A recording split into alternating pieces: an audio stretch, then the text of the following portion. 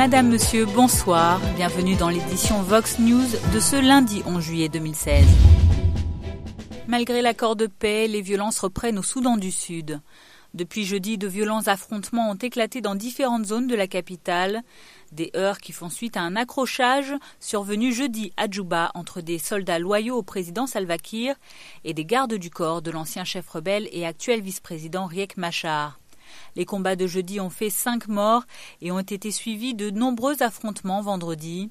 Ce jour-là, plus de 150 personnes auraient trouvé la mort, principalement des soldats des deux camps. Les combats ont repris dimanche dans l'ouest de Djouba, près de la montagne de Djebel Koujour et d'un camp des Nations Unies. Les violences se sont ensuite propagées à d'autres zones de la capitale, notamment près du quartier général de Riek Machar et dans les environs de l'aéroport international. Pour le moment, forces régulières et anciens rebelles se rejettent mutuellement la responsabilité de ces violences. Le mouvement populaire de libération du Soudan dans l'opposition a attaqué le checkpoint sur la route de Yei. Ils les ont écrasés parce que les forces qui étaient là sont celles qui régulent la circulation. C'est triste que nous ayons perdu des vies alors que nous ne pensions pas en perdre, mais c'est arrivé. Néanmoins, nous devons revenir à la mise en place de l'accord. Je condamne ce qu'il s'est passé le 7, le 8 et le 10 juillet. Je crois en la paix et c'est pour cela que je suis à Djouba et que je soutiens la paix. J'appelle mes forces et les forces de mes collègues, le mouvement populaire de libération du Soudan, dans l'opposition à travailler pour la paix et pour me rejoindre. Je déclare aujourd'hui que mes forces font partie du gouvernement et qu'elles ne combattront pas le gouvernement. Les Sud-Soudanais ont besoin de la paix et nous n'avons pas besoin d'une guerre insensée. À partir de maintenant, nous demandons l'arrêt immédiat des hostilités entre les forces qui se battent. Ce sont les fils et les filles du Soudan du Sud. Ce sont des membres du mouvement de libération des peuples du Soudan et du mouvement populaire de libération du Soudan. Ils font partie de ce pays. Ce message de calme et de paix vient de son Excellence, le président Salva Kiir Mayardit. Il réclame un cessez-le-feu immédiat. Notre population a tellement souffert qu'elle n'a pas besoin de davantage de souffrance. C'est un appel au cessez-le-feu à nos généraux des deux armées. Tout comme le président Salva Kiir ce lundi, suivi par son vice-président Riek Machar, les pays voisins du Soudan du Sud comme le Kenya et le Soudan ont appelé à cesser les hostilités. Parallèlement, la compagnie aérienne Kenya Airways a décidé de suspendre tous ses vols à destination de Djouba. La situation a également poussé des milliers d'habitants de la capitale à fuir leur domicile et pour beaucoup à se réfugier dans des camps des Nations Unies. Ils sont par ailleurs des dizaines de milliers à avoir traversé la frontière. Au Kenya, le camp de Kakuma accueille chaque jour de plus en plus de ces réfugiés sud-soudanais qui fuient l'insécurité et la famine, des mots devenus monnaie courante depuis la guerre civile qui a éclaté en décembre 2013 au sein de l'armée nationale. Un conflit sur fond de dissensions politico-ethniques entretenu par la rivalité entre le président Salva Kiir et son vice-président Riek Machar. Autant de calamités qui ont fait que pour la première fois, cette 5e année, l'indépendance du plus jeune État du monde n'a pas été célébrée. Il y a une sécheresse très sévère au Soudan du Sud. Il n'y a pas de pluie et il y a de la famine. Il y a aussi beaucoup d'insécurité. Nous sommes venus ici en camion, mais nous avons croisé des rebelles sur notre chemin et ils nous ont tiré dessus et ils nous ont touché quelques personnes dans le camion. J'ai dû quitter ma maison parce que mon mari est mort et personne ne m'aidait. Mes enfants souffraient. De l'indépendance en 2011 à la guerre civile de fin 2013, Hilde Johnson relate dans son nouveau livre 3 ans de son expérience au Soudan du Sud. L'ancienne chef de la mission des Nations Unies dans le pays était vendredi dans la capitale kenyane, Nairobi, pour une séance de dédicace de South Sudan, The Untold Story from Independence to Civil War. L'ouvrage couvre différents aspects des coulisses du pouvoir politique qui ont mené vers cette guerre civile. Lors de la présentation de son livre au Kenya, Hilde Johnson, qui a une large connaissance des différents conflits et processus de paix au Soudan, puis au Soudan du Sud, a déploré le regain de violences meurtrières engagées la veille. C'est un mauvais signe que ces fusillades aient encore lieu. Il faut éviter cela à tout prix. Je pense que c'est aussi la raison pour laquelle le besoin de démilitariser Djouba était aussi important. Il ne devait plus y avoir d'armes à Djouba, si ce n'est les quelques forces armées autorisées. C'est difficile et c'est dur de voir la lumière au bout du tunnel, mais cette lumière existe. Il est possible de croire que le changement peut venir. Et je pense que si tout le monde met de la bonne volonté et met le pays et le peuple avant soi-même, le pays peut sortir de cette crise, se remettre d'aplomb et de devenir une nation. Mais cela va prendre du temps. Le seul espoir que nous ayons, c'est que les dirigeants du pays ont à cœur de respecter le traité de paix et ont formé un gouvernement. Ce qu'ils doivent faire à présent, c'est créer un plan pour sortir le pays de ses problèmes de sécurité, ses problèmes financiers et l'image qui en ressort pour avoir un programme clair. À l'est du Kenya, au moins 10 personnes seraient décédées ce lundi dans une base militaire en Somalie. Le drame est survenu à une 50aine de kilomètres de la capitale Mogadiscio, après un assaut lancé par des combattants du groupe islamiste somalien Shebab. Des terroristes qui ont, eux, annoncé un bilan de 30 soldats morts à la suite de leur attaque à la voiture piégée et de 12 assaillants décédés dans leur rang. L'attaque a duré plusieurs heures avant que les djihadistes ne prennent la fuite. Elle pourrait avoir été organisée en représailles à l'annonce faite dimanche par la présidence somalienne que les forces gouvernementales avaient détruit une base utilisée par les Shebab au sud de Mogadiscio. Après le Mozambique et l'Afrique du Sud jeudi, le Premier ministre indien Narendra Modi était dimanche en Tanzanie. Si en Afrique du Sud, M. Modi s'est surtout adressé à la communauté indienne, installée principalement dans le KwaZulu-Natal, et notamment en rappelant les 20 ans de lutte contre l'oppression raciste menée d'abord en Afrique du Sud par l'Indien Mahatma Gandhi. En Tanzanie, c'est d'énergie renouvelable qu'il a entre autres été question. Le Premier ministre a rencontré les Solar Mamas, les mamans du solaire. Ce groupe de femmes ingénieurs solaires rurales, originaires de différents pays africains, ont été formées dans le cadre de programmes soutenus par l'Inde, avec pour objectif d'exploiter l'énergie solaire. Narendra Modi a ainsi pu constater comment ces femmes fabriquent, installent, utilisent ou réparent des lanternes et des systèmes d'éclairage solaire dans leur village. Au-delà de l'énergie, il était également question d'agriculture lors de la visite du Premier ministre indien. Premièrement, consolider notre partenariat dans l'agriculture et la sécurité alimentaire, y compris une hausse de l'exportation de légumineux depuis la Tanzanie jusqu'en Inde. Deuxièmement, travailler ensemble dans le développement et l'utilisation du gaz naturel. Et ce lundi, c'est au Kenya que le chef du gouvernement indien poursuivait sa tournée africaine, destinée à renforcer l'influence économique de son pays sur le continent. Un défi que New Delhi souhaite relever face à l'implantation déjà importante de son grand rival, la Chine. Après son arrivée dans le pays dimanche, Narendra Modi a de nouveau rencontré la communauté indienne du pays, cette fois-ci dans le stade Kasarani de Nairobi. M. Modi s'est également entretenu avec le chef de l'État kényan, Uhuru Kenyatta, au palais présidentiel. Le Premier ministre indien a notamment remis au président kényan un prototype de machine destinée à détecter le cancer. Un symbole du partenariat que New Delhi souhaite renforcer avec Nairobi, en particulier dans le domaine de l'innovation.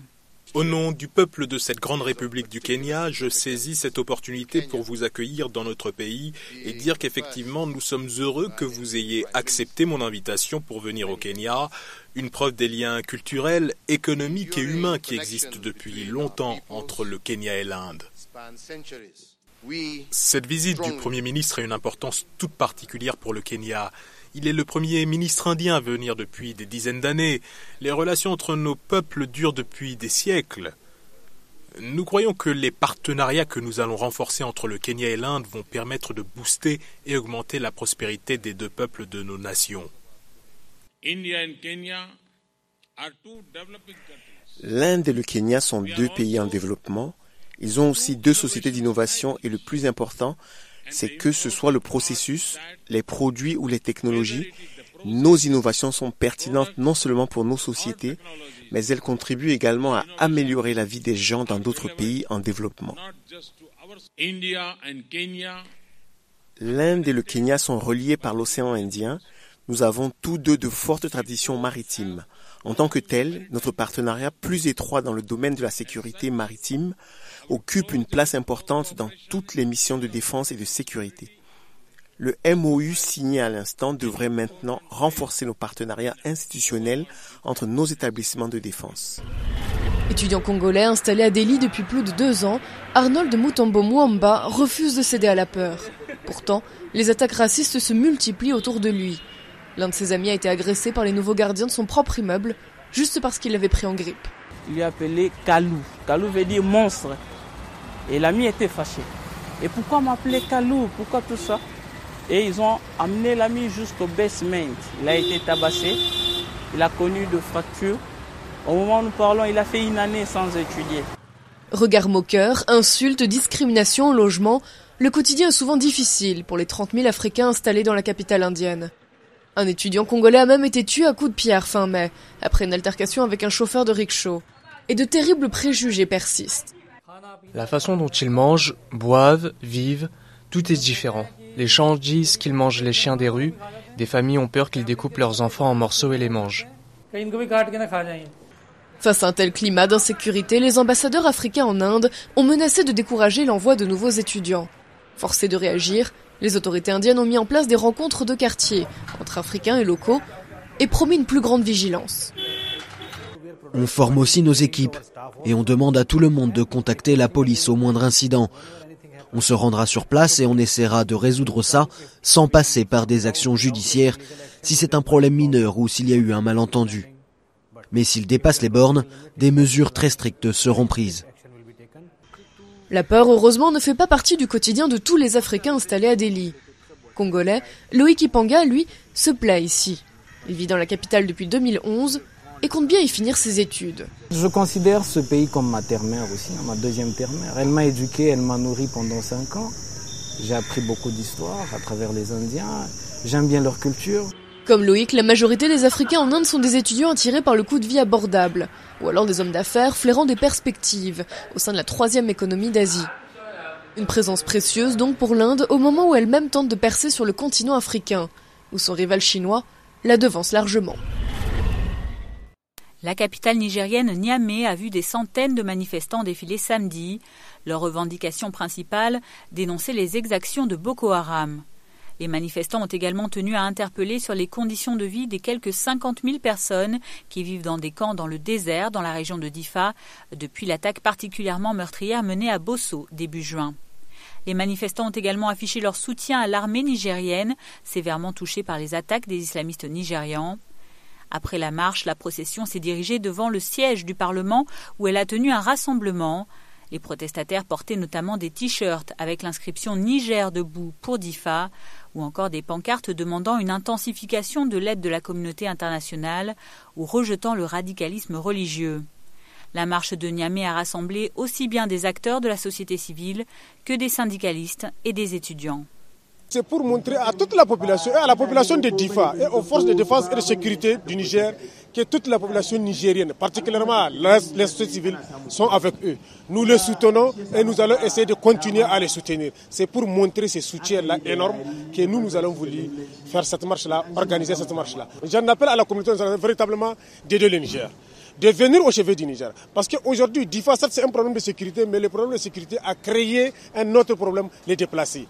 Si vous avez vu comment vivaient les gens de Difa, ceux qui sont déplacés, vraiment c'est lamentable. La société civile a lancé un appel à tous les citoyens, épris de paix et tout, et je me suis sentie concernée. C'est pour ça qu'aujourd'hui j'ai décidé de tout mettre de côté pour assister à la marche, et je l'ai faite de la place de tout le monde à la place de la concertation à pied. On se sent concerné. Je suis une mère de famille, je suis la veuve d'un militaire, j'ai des enfants militaires, j'ai des neveux qui sont au front et tout. Donc quand ils ont appelé les gens, je me suis sentie concernée. Je n'ai pas d'armes, je n'ai pas d'argent à donner, mais tout ce que je pouvais faire, c'était le soutien de ce matin, et aujourd'hui je me sens apaisée. Au Togo, une cérémonie d'hommage funéraire a été organisée vendredi pour les 5 casques bleus togolais tués le 29 mai dernier au Mali. Le chef de l'État Faure Gnassingbé a décoré les 5 militaires à titre posthume au cours d'une cérémonie qui s'est déroulée en présence de plusieurs personnalités politiques et de militaires togolais, ainsi que de responsables de la mission multidimensionnelle intégrée des Nations Unies pour la stabilisation au Mali et d'une délégation des forces armées maliennes. Le Togo a envoyé 1077 soldats au sein de la MINUSMA, comme le détaille le président Faure Gnassingbé et le général Michael Lolesgard de la MINUSMA. Vous avez été au bout de votre engagement.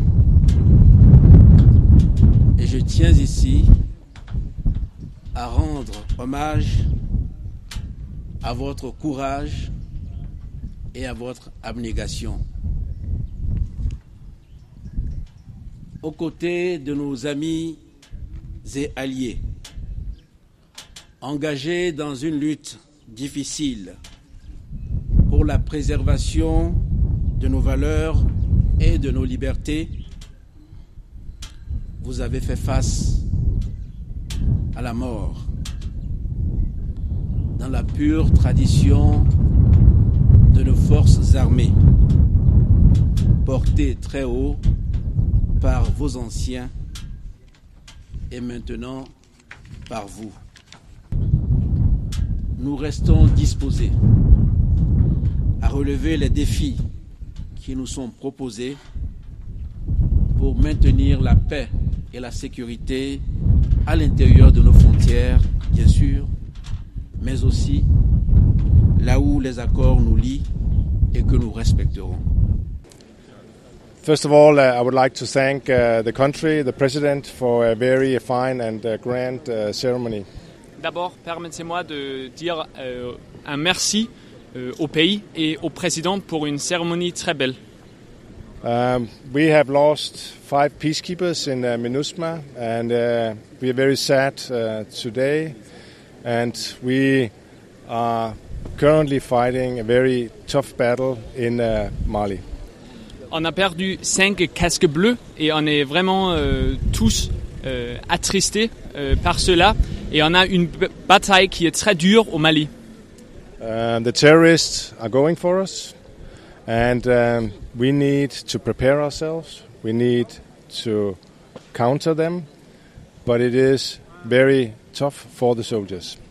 Les terroristes essayent de nous attaquer. Il faut nous préparer, il faut riposter. Mais c'est vraiment dur pour les soldats au moment. I'm very happy to have a very strong Togolese contingent, a battalion, FPU. We have a hospital also and staff officers. A very strong commitment from Togo. Je suis très content d'avoir un contingent fort togolais. On a un bataillon togolais, on a le FPU. On a un hôpital et on a aussi des officiers d'état-major.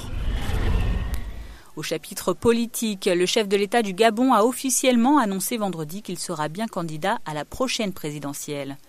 Après avoir mobilisé plusieurs milliers de sympathisants à Libreville, Ali Bongo Ondimba a déposé son dossier de candidature devant la commission électorale.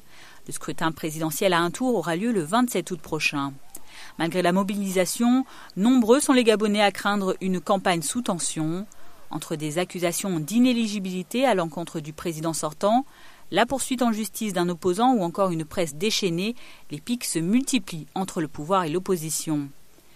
En marge du meeting de M. Bongo Ondimba, entre 150 et 200 opposants ont d'ailleurs tenté un contre-rassemblement près du podium présidentiel. Après des jets de pierre vers la police, les forces de l'ordre ont répondu par des tirs en l'air.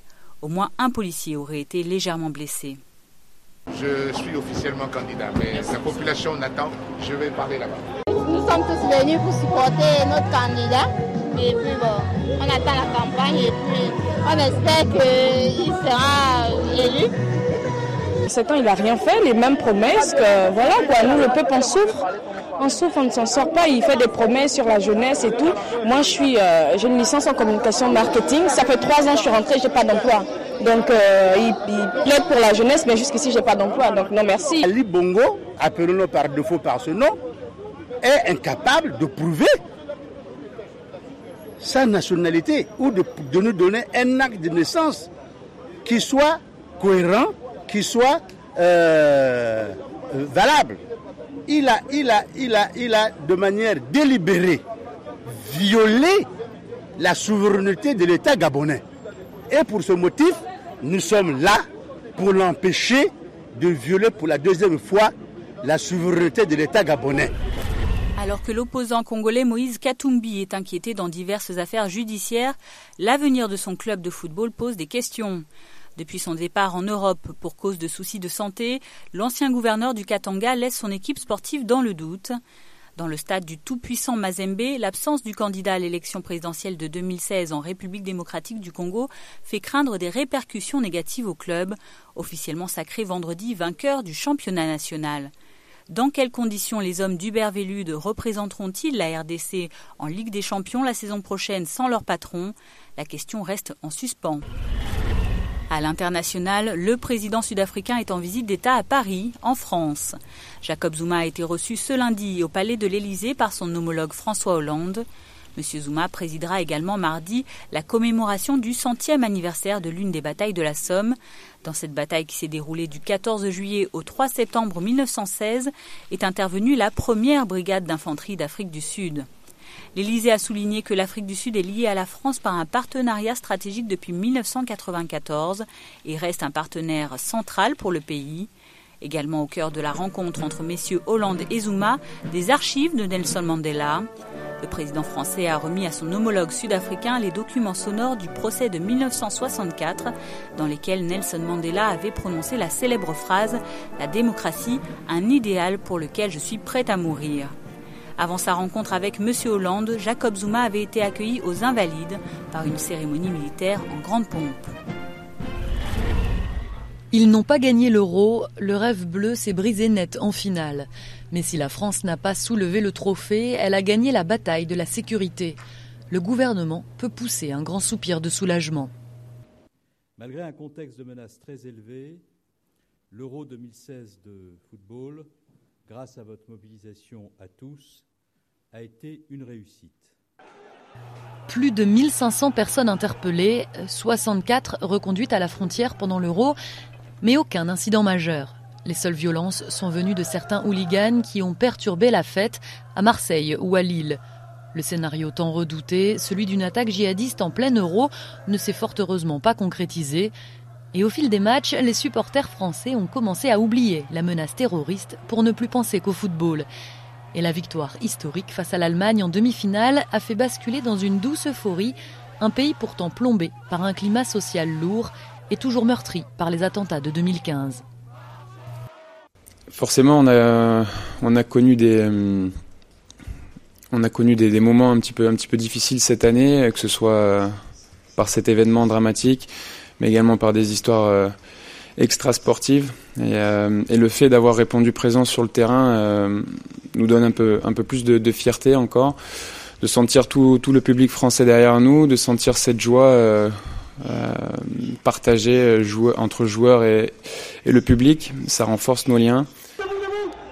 Même sans victoire finale, cet Euro aura en effet réussi à réconcilier les Français avec leur équipe. Ce n'était pas gagné, tant le désamour a été grand après le catastrophique mondial 2010, marqué par une grève des joueurs. Mais après des débuts poussifs, les Bleus ont fait monter une véritable fièvre footballistique dans tout le pays. Ça met une bonne ambiance quand même, on sent que les gens ils sont contents, c'est le sujet du matin, au lieu de dire alors les attentats, c'est alors le foot, t'as vu le match et c'est sympa quand même. Il y a assez de folie autour de ça, de l'Euro, tous les supporters dans le métro, dans les fan zones, il y a une vraie ambiance, donc c'est assez agréable de trouver ça dans Paris, quoi. Hélas, cette parenthèse enchantée s'est brutalement refermée dimanche soir. Au lendemain de leur défaite, face au Portugal, les Bleus ont tout de même été reçus à l'Élysée par un François Hollande qui ne pourra pas capitaliser sur cet Euro comme il s'était sans doute pris à en rêver. Pas de rebond dans les sondages pour lui, ni sans doute de regain de croissance à espérer, contrairement à ce qui s'était passé en 1998, après la victoire de la France à son mondial. Eux aussi ont rencontré leur président. Eux, ce sont les champions de l'Euro 2016, l'équipe du Portugal. Ce lundi, la Seleção, menée par le capitaine Cristiano Ronaldo, est revenue triomphant au Portugal. Accueillis par le chef de l'État, les Portugais, victorieux dimanche de la France, 1-0 en prolongation, ont présenté leur trophée à la foule. Depuis le balcon du palais présidentiel, les coéquipiers de CR7, blessés au début de la finale, ont fièrement accueilli les vivas des nombreux supporters réunis en liesse avant d'entonner l'hymne national avec leurs héros.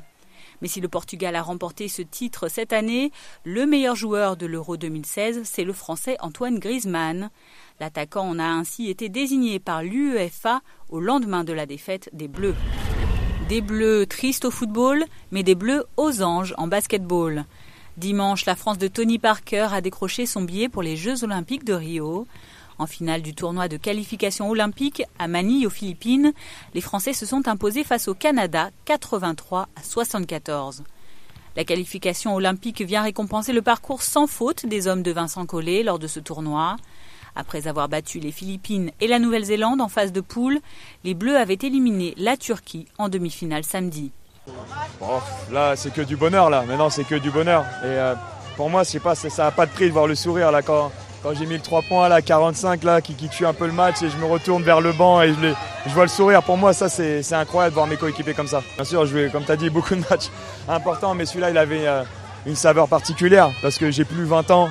Je sais que j'arrive à la fin, quoi. Et donc, c'est pour ça que je voulais vraiment continuer l'aventure.